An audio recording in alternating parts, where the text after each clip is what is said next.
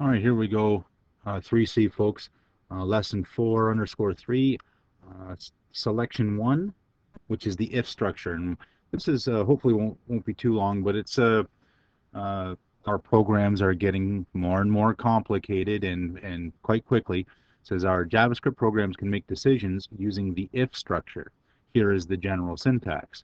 So if condition, a bunch of statements, and these can be any sorts of things that are in here, enclosed in curly brackets. Notice that the if structure doesn't have a semicolon on it. It's almost like the two curly brackets take the place of a of a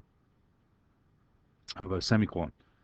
Um, and it says these statements will be executed if condition, if whatever's in here is truthy. And I meant to say truthy, and I'll actually come back to that on part 2 of this video. For those that are keen and interested about what this truthy business is, all means, um, then that'll be in part 2. But for most of us, all we want to know is, when will this condition be true? Because then these things will be executed. And so here are some examples. It says condition is any expression that can be evaluated as true or false. And that's what we learned is called a Boolean. A Boolean value is either true or false. So here are some conditions, no statements there, but if name equal equal equal third. So this compares the variable in memory called name, and if it's equal to the string third, those statements would be executed. And we could have comparisons, mathematical comparisons. Is number greater than 100? Well, JavaScript would look up the value for number, compare it to 100, and if it was greater than 100, then those statements would be executed. Similarly, we could have calculations right in the middle of our condition. This is actually a calculation. Payment plus interest is less than or equal to balance. Um, JavaScript looks all these things up and then compares that to balance and see if it's less than or equal to. And notice that we don't have to have variables in there. We could have just numbers if we wanted to. This is less often because we usually want the program to make a decision based on some variables that we have in memory. Okay, dandy. Let's keep going. It says, here's a list of the JavaScript comparisons for data. And I know, yeah, you can't remember which is which. Is this less than, or because you remember in elementary school that it was the mouth and it ate the one that's bigger, and that's true. But how do you read it? Well, this is read as less than because it's the one that can be made into an L for less than. You see how it looks like an L, and the other one can be made into a G for greater than. Okay, greater than. Okay, it's hard for me to write with my mouse, but that's less than. That one's greater than.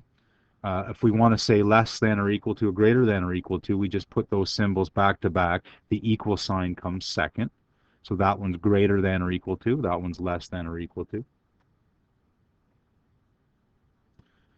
Equal to is actually 3 equal signs back to back. Because remember that the single equal we use to assign values to variables. So we can't use that symbol. That's taken. And we use the 3 equal signs for a comparison in JavaScript. And so not equal to is this little symbol with an exclamation point. That means not. That little thing means not. Not. That's what that is. And that means not equal to with the three symbols. Okay? And so we can get JavaScript to make all sorts of comparisons for us. And we can combine conditions to make our decisions more complex. So for instance, if I want to say if this thing's true and this thing's true for us to execute a command, well, we use these two what are called ampersands. These are ampersands. Where is it? It's Shift 7 on my keyboard, and you can see where it is on yours. Or if something's true or something else is true, it's these two lines, which is Shift backslash. It's right near the enter key on my keyboard. And so, okay, what do you mean, Restal? How do we combine conditions? Well, here's some examples.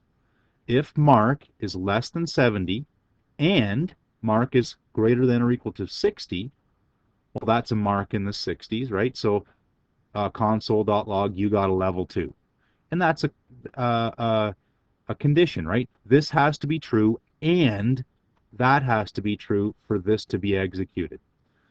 On the other hand, an or statement, if Celsius is less than 0 or Fahrenheit is less than 32, this is some sort of temperature program, console.log, it's freezing. So one of these is true, then this is going to be executed. Remember, this means or, one or the other.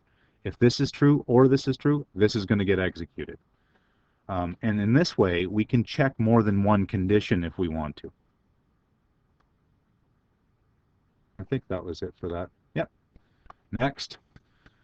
If we'd like to execute one set of statements if the condition is true and the other if the condition is false, we use the if-else structure. And here we go. If condition, then we're going to do that. Else, execute these. So that's if the condition is true, whatever this is, whatever comparison this is, if this is true, this will happen. Else, this will happen. And that's kind of a neat way to get your computer to make decisions. And like this says, we can nest structures to make our decisions even more complicated. So if we wanted to, in these statements, we could have another if we wanted to. If condition in here. Okay? And so in that way our programs can get quite complicated. And they will. As we learn more and more JavaScript, our programs will become more and more complicated. Okay, so I'm going to stop there. If you don't want to hear about this truthy stuff, then you're good to go. You can go off and work on the exercises, and hopefully you have some success with those. Remember, don't stay stuck for long.